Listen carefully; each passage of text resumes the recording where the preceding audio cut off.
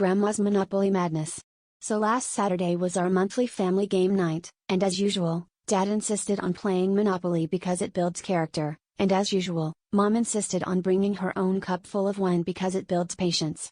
My sister, who still holds a grudge from 2019 when her boyfriend mortgaged their relationship over a boardwalk trade, was already eyeing the thimble like it owed her money.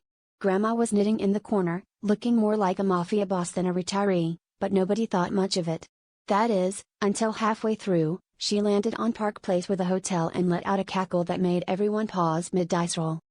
She counted her money with the kind of care usually reserved for heart surgery, then declared, "Well, looks like Grandma's bankrupt again," and dramatically flipped her last two $1 bills onto the board. We all expected her to graciously bow out or, at worst, stage a small protest, but instead, she reached into her knitting bag, pulled out a stack of hand-drawn bills, and said, "I'm issuing Grandma dollars. They're worth triple on Tuesdays and can be exchanged for Werther's Originals." My little brother immediately tried to mortgage his properties for Grandma dollars, while Dad started arguing whether exchange rates were subject to house rules or Federal Reserve policy. Soon, negotiations turned into a full-blown family economy.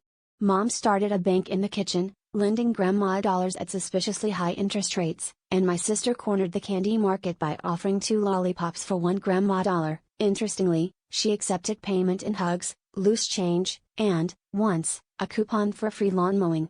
By the time someone landed on my mortgaged Baltic Avenue, the board looked like Wall Street and the living room sounded like the opening bell at the NYSE, with Grandma shouting, "Buy low, knit high," and Dad trying to tax everyone for breathing. The game ended when Grandma offered to buy Dad's dignity for 5 Grandma dollars and a half-eaten biscotti. He said yes, and now every time he passes go, he just sighs and says, "Guess I'm still bankrupt."